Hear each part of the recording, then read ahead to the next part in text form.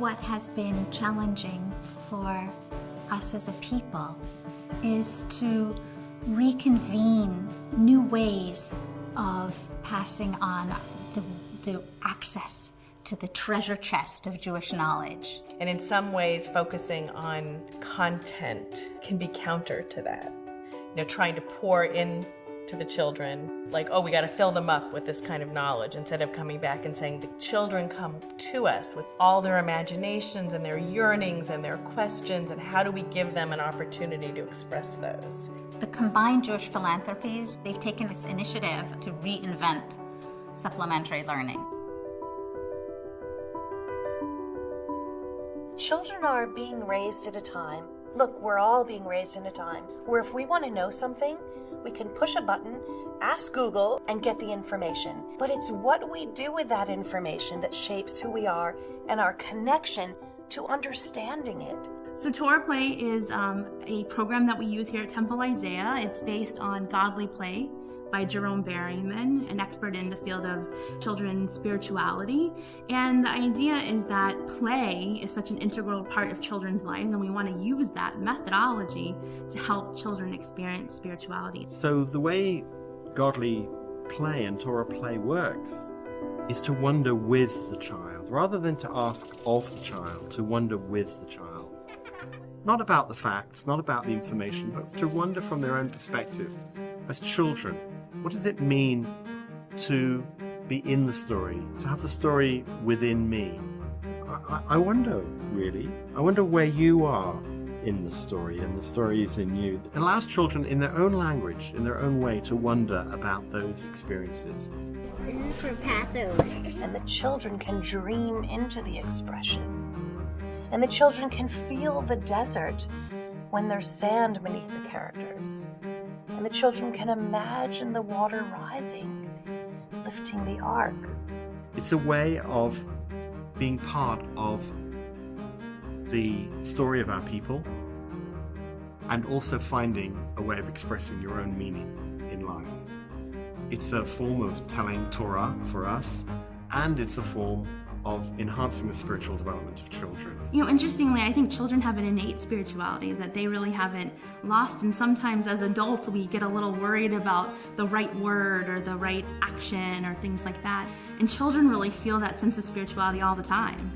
And so I think part of being a Jewish educator or rabbi is to give children the environment in which to sort of explore that, to not worry about what we call it, just to feel it. And that's a huge piece of what I think this is about.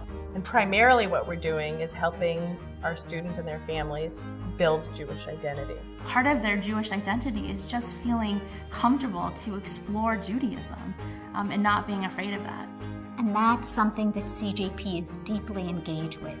How do we do Jewish learning in the 21st century? It's like having someone sort of at your back saying, keep innovating, we need to try new things, and also providing financial support to make that happen. Welcome guys, how are you? You can come on in, we're all ready. This morning, I got up and I was really excited to get here.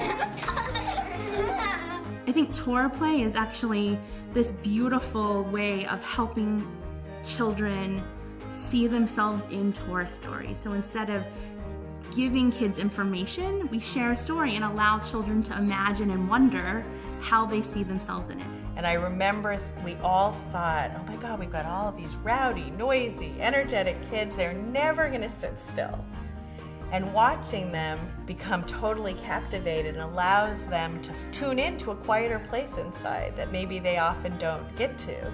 We're so used to giving them Disney and giving them color and giving them flashy, fast, lively experiences. This is the opposite of that. This is really turning things down. And so my hope is that as a leading community in this, that we can help bring this idea to other communities and help them understand that it's something that they can do too.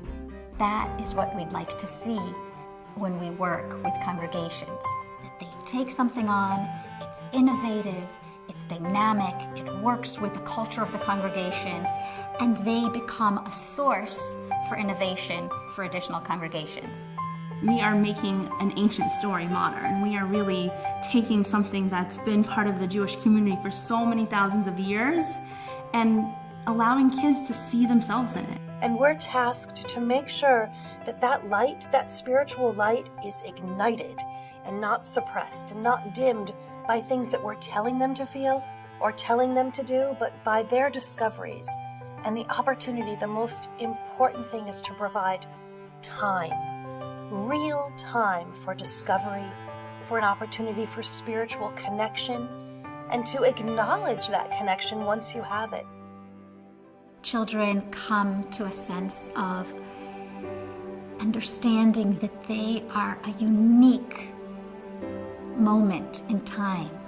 No moment and nobody like them, just like them, has ever lived or will live. Their experience of Torah, the Torah they have to tell, is uniquely theirs. So on one hand, they're part of this long chain, and these stories have been told midor ledor, from generation to generation.